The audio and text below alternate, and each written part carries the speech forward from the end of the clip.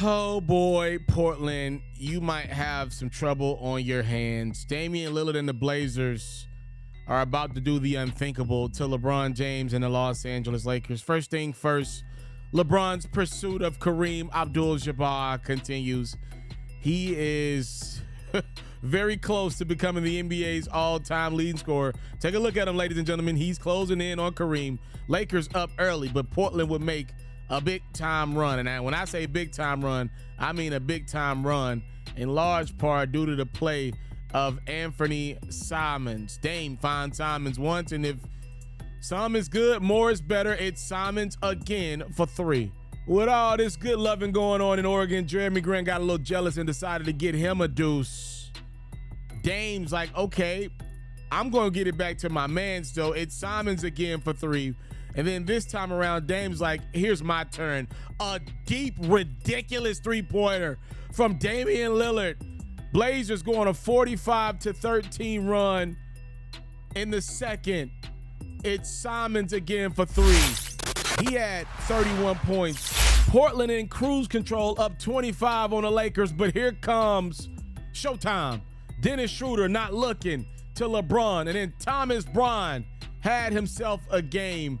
Actually kind of feels a little awkward using the word Bron in a Lakers uniform, but Thomas did his thing in this one. So did this man. LeBron down the lane. Year 2, year 20, year 400. Who's stopping the king? It's James cutting the Lakers deficit down to 6. Fourth quarter. Lakers gonna take the lead on a Bron 3. That sounds weird to me, but Thomas was the man. It's Bron inside, giving the Lakers the lead once again. And then LeBron finding Schroeder, who's been tremendous for LA. The King had 37 points, 11 boards to lead the Lakers in scoring, but LeBron's had a lot of good nights. We'll give this one to the Lakers center, Thomas Bryant. 31 points, 14 rebounds, some monster putback jams, and the Lakers come back to stun Portland at home, 121-112. Oh boy, the Blazers fall to 21-25 on the season. Lakers improved to a half game better, 22-25 on the season. I wanted to at least see about 50 games of action from the Los Angeles Lakers. One thing I haven't done on this platform is given head coach in his first time as a head coach, Darvin Ham, some credit. I have not done that. I've given the bulk of the credit to LeBron and Russ. When Anthony Davis was playing good ball, we gave him some credit as well. But I haven't given any credit to Darvin Ham, and that's wrong, right? I think I wanted enough of a sample size to know, okay, is it really him, or is it just about the greatness of LeBron and Russell Westbrook? Because a lot of LeBron's career has just been him being so great and coaches falling in line. But I don't think that's what's 100% going on with this Lakers squad. Something special is forming. I'm telling y'all, man, I've been screaming this for about a month's time now. There's something different about this team. And I got to give Coach Ham some credit. If nothing else, so far, this Lakers team has been two things. They've been pretty solid, and they've been pretty competitive against everybody they played.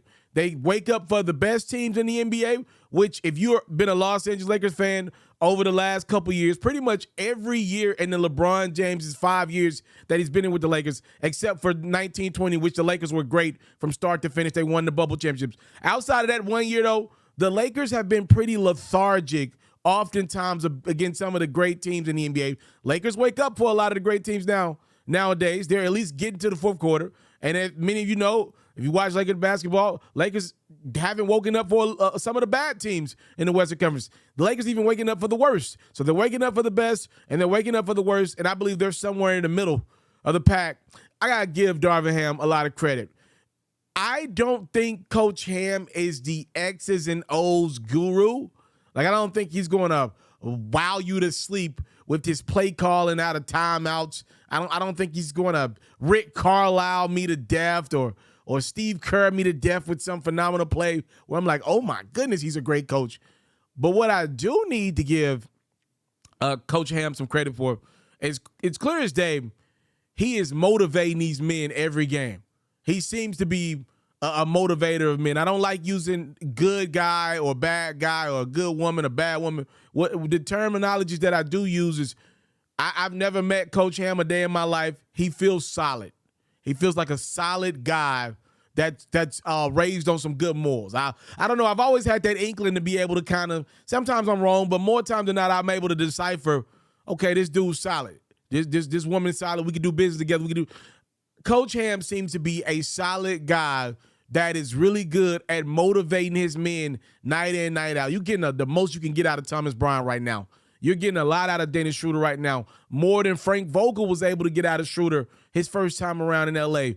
The Lakers are pulling from guys that probably, if not they were a Laker, they maybe were not in the league. You know, they maybe wouldn't be in the league right now. So I got to give Coach Ham some credit. Look, let's be real. Coach Darvin Ham got a raw deal. You got Russell Westbrook in the last year of his deal. You got LeBron, who should be on a decline, who should be, you know, at this point in LeBron's career, it's fair to say maybe as much as he's concerned about a championship, he probably wants to play with his boy as much as, you know, win another championship. You got Anthony Davis, who can't stay healthy for 70% of a season at this point in his career, period. You got the Lakers front office that ain't doing you no favors. You know what, the hand that Coach Darvin Ham has been dealt, he's been given the hand of a black NFL coach. That's exactly the hand that he was dealt. A pretty much winless situation. You're like a bridge coach, which we've seen prevalent in the NFL. The Houston Texans have had 2 black coaches in the last 2 years. Both got fired in 1 year, right? They're bridge coaches to whoever their real guy is. That's what Coach Darvin Ham got. The bridge coach job, really, with the Lakers. But he ain't treating this as a bridge coach job. He's really, to me, in the top 7 for coach of the year right now. I am not going to downplay this job of this Lakers team. I know right now if the playoffs started, they wouldn't be in it. They wouldn't even be in the play-in tournament. But I'm telling y'all, man, this is a playoff team. I'm watching it night in, night out. This is a playoff team. This is LeBron's second best team in Los Angeles right now. And be clear, obviously the team that lost to the Suns a couple years back was better statistically, right? But I'm talking just pound for pound right now. What I'm seeing, fight every night in the regular season. This is the second best team LeBron has had in the Los Angeles Lakers uniform, because every night they are going to fight you. They are going to battle. You are not blowing this team out as previously expected. That was the blowout game right there. In theory, you think the Blazers would take care of business on my Lakers. They're down 25 to Portland, but the Lakers storm back. By the end of the third quarter, this game is close. Fourth quarter, Lakers dominate. That wasn't the Frank Vogel mantra. Frank Vogel was the let's lock in from quarter 1 to quarter 4 and battle through a win. Again, 2019, 2020, there were some pretty good wins in that one. But overall, I got to give Darvin Ham a lot of credit.